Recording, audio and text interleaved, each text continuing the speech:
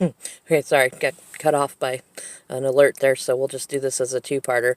So, as I was saying, like, I have big fears about either being so independent that I don't open up to anybody, and it's a very real thing as an earth sign and as a Capricorn. And on the other side of that, I have a really big fear about not becoming so codependent that I end up with somebody that I'm like betraying myself and not being in my own authenticity and my own joy to be with, whether I love them or not. I mean, that's really not real love in itself anyways. Like, if we're in a relationship with someone because we feel we can save them or rescue them, we're actually manipulating the situation. Like, it feels safer when you feel like you can save somebody than it does to be with somebody who doesn't need you. Like, to be with somebody who just wants you.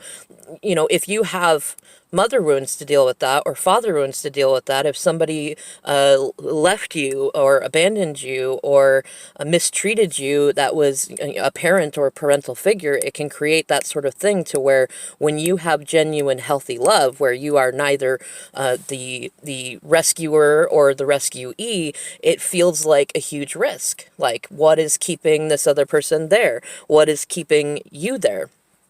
And that's something like that's what I'm looking at, focusing on, like, allowing, as this full moon in Cancer in the fourth house of mothers and kitchens, while the Capricorn is all over the place behind it, with the father and 10th house and stuff like that.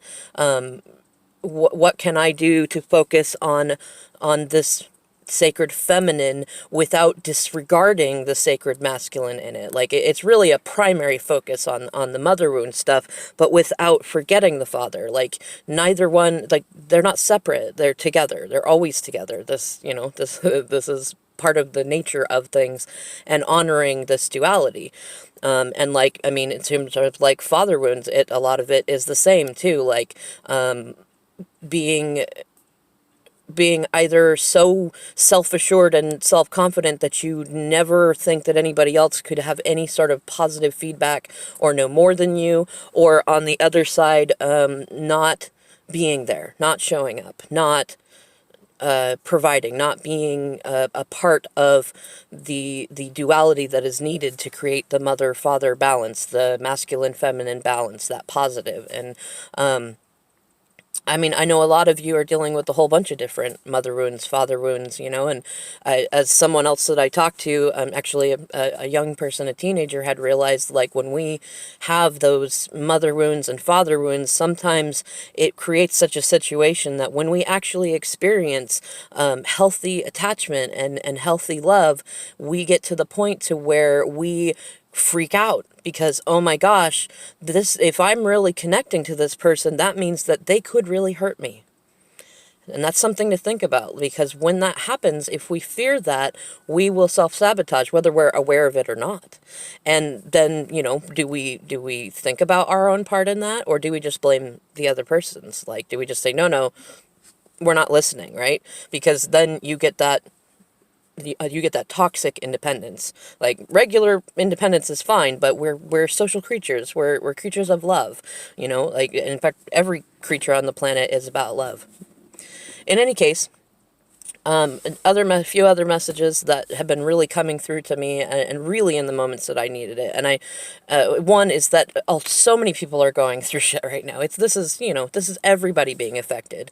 And so in whatever way that you can reconnect with yourself and with the universe, like, do that. Like, for me, it's unearthing my altar and connecting with the earth and the moon, which, there you go, right? Capricorn, earth, Cancer, moon, right? Connecting with the sacred masculine and feminine. And as a very androgynous person, and knowing that there are so many folks that have an interesting balance within themselves of sacred feminine and masculine going through the gender spectrum, like, there's so many ways that this can be interpreted. It comes down to a card that has been coming up for me in several readings, which is the Two of Wands, which is all about choice.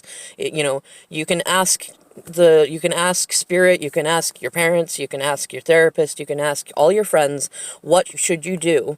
But the ultimate truth comes down to, what do you want to do? You know, what do you want to do? That's really what it is. What do you want? Once you know what you want, you can have it.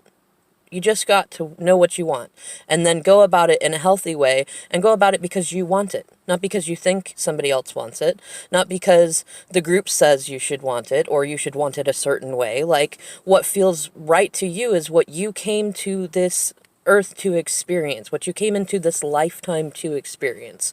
So really, like, you know, as the full moon in Cancer is coming, you know, into its full embodiment, let that illuminate that within you, that you can allow to be eclipsed as the moon is eclipsed.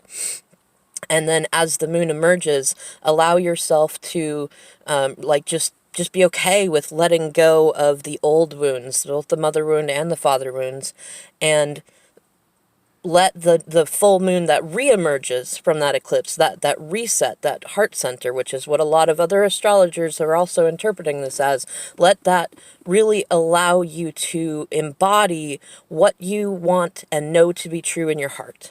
You know, what is not bullshit, what is not what other people think.